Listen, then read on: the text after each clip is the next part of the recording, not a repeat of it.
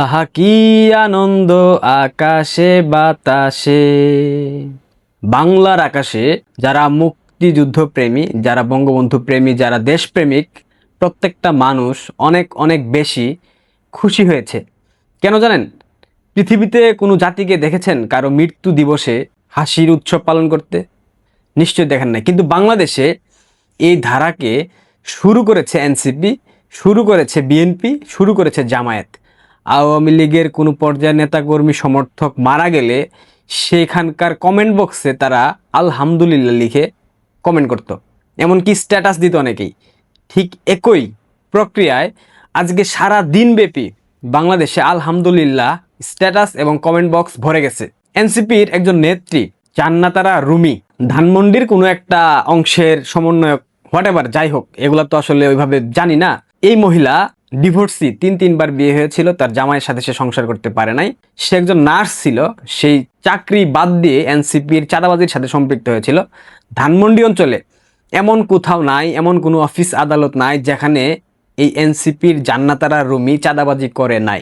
সবশেষ সব থেকে জঘন্যতম একটা কাজ করেছিল 15 আগস্ট শোক দিবসে।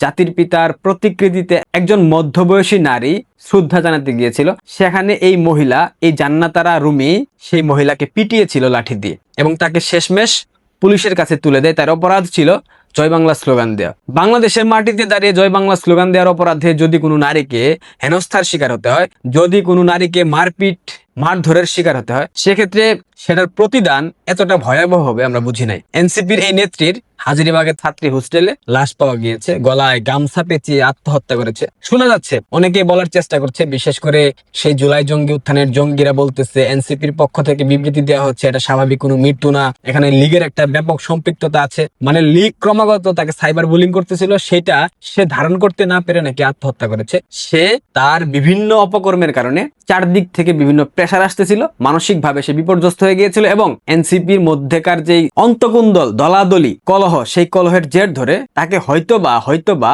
এনসিপির কেউ হত্যা করেছে, এটা শোনা যাচ্ছে। এখনো নিশ্চিত হতে পারেনি, নিশ্চিত হলে অবশ্যই আপনাদেরকে জানাবো। একজন নারী হয়ে আরেকজন নারীকে পাইপ দিয়ে পেটানো শুধুমাত্র জয় বাংলা জয় বঙ্গবন্ধু স্লোগান দেওয়ার অপরাধে। এবং সেই নেত্রী বলেছিল সে পুরো বাংলাদেশ আওয়ামী লীগকে একাই মোকাবেলা করবে। সে যে মহিলাকে পিটিয়েছিল সেই ভিডিওটাও আপনাদের নিশ্চয়ই আবারও দেখা উচিত। সে জয় বাংলা স্লোগান করেছে, জয় বাংলা, এবং উত্তপ্ত করার চেষ্টা করেছে সাধারণ জনগণকে। আমি চেষ্টা করেছিলাম তাকে আঘাত করার, বা আঘাত করার কোনো সুযোগ পাইনি। আমার মনের রাগ থেকে আমি চেষ্টা করেছিলাম। একটা কথা আমি বারবার বলি, প্রকৃতি কখনো কাউকে খালি হাতে ছেড়ে দেয় না। এবং এই কয়েকটা মাসের ব্যবধানে এই নারী নেত্রীর এতটা নির্মম পরিণতি হবে আমি কখনো কল্পনা করি নাই। শুধু আমি না, আপনারা কেউ কল্পনা করতে পারেন নাই যে এইরকম একটা নির্মম পরিণতির শিকার হবে এই নারী, যে কিনা একজন নারীকে সম্মান দিতে পারে না নারী হয়ে। সেই নারীর ভয়াবহ পরিণতি হবে, এটা অবশ্য আমাদের ভাবা উচিত ছিল। জুলাই জঙ্গিদের একের পর এক ক্রমাগত আক্রমণের শিকার হচ্ছে। জুলাই জঙ্গিরা একের পর এক সৃষ্টিকর্তার ডাকে উপারে চলে যাচ্ছে। এদের তো প্রকৃতির বিচার করলে হবে না, এদেরকে তো জনতার আদালতে বিচারের সম্মুখীন হতে হবে। এদেরকে তো বাংলাদেশের প্রচলিত আইনের ধারায় শাস্তি হতে হবে। এরা যদি নিজেরাই গলায় দড়ি পেঁচিয়ে, এরা যদি নিজেরাই নিজেদের লোকের হাতে হত্যাকাণ্ডের শিকার হয়, সেক্ষেত্রে এদের তো পাপ মোচন হবে না। এদের পাপ মোচন করার জন্য যেমনটা হাদি হয়েছে, তার কাছের লোক, পাশের মানুষ তাকে হত্যা করার চেষ্টা করেছে। এনসিপির নেত্রী, সেও প্রথম সারির নেত্রী, তাকেও উপরে পাঠিয়ে দেওয়া হলো। নেক্সট লক্ষ্যবস্তু হাসনাত আব্দুল্লাহ। অনেকে বলার চেষ্টা করছে শুধুমাত্র আমাদের মুখ থেকে শুনলে বিশ্বাস করবেন না, হাসনাত খোদ নিজেও আজকে বলেছে এবং সেটা পত্রিকাতে নিউজ হয়েছে, আমাকেও হত্যা করা হতে পারে। এই জুলাই জঙ্গিরা বুঝে গিয়েছে তাদের পৃথিবী ছোট হয়ে আসছে, তাদের পৃথিবী খুব সংকীর্ণ হয়ে আসছে এবং সেই জন্যই তারা পরিকল্পিতভাবে বাংলাদেশকে একটা গৃহযুদ্ধের দিকে ঠেলে দিচ্ছে।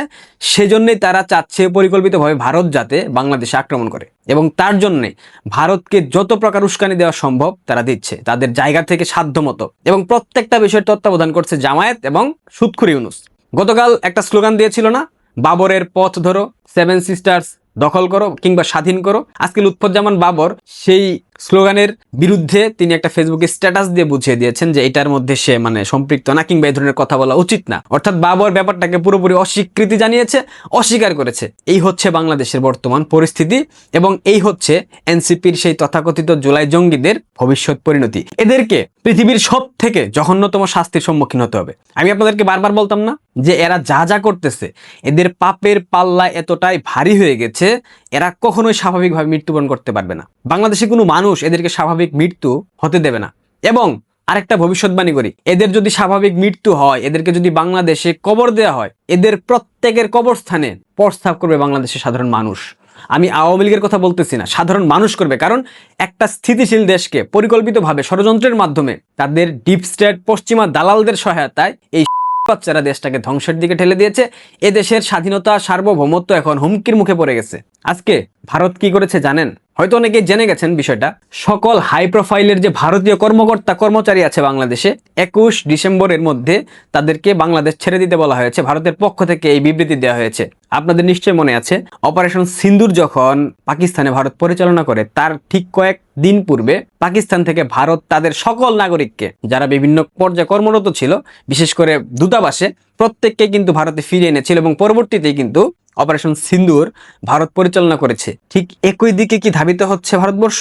হতে পারে, কারণ যেহেতু সার্বভৌমত্বের উপর একটা আঘাত অলরেডি চলে এসেছে, প্রতিনিয়ত হুমকি দেওয়া হচ্ছে, এবং যেহেতু এখান থেকে ফুয়েল দিচ্ছে পাকিস্তান, তুর্কি ভারতে হামলার জন্য, এবং তারা পর্যাপ্ত অস্ত্র সহায়তা দেবে, মিসাইল সহায়তা দেবে, সবকিছু করবে, সেক্ষেত্রে ভারত তাদের স্বাধীনতা সার্বভৌমত্ব, তাদের আঞ্চলিক স্থিতিশীলতা রক্ষার জন্য যদি অপারেশন সিন্দুরের মতো বাংলাদেশে একটা আক্রমণ করে বসে এয়ার স্ট্রাইক করে, সেক্ষেত্রে অস্বাভাবিক কিছু হবে না। কারণ তারা আক্রমণ করার জন্য যা যা উপলক্ষ প্রয়োজন প্রত্যেকটাই এই জুলাই জঙ্গিরা সম্পন্ন করে ফেলেছে।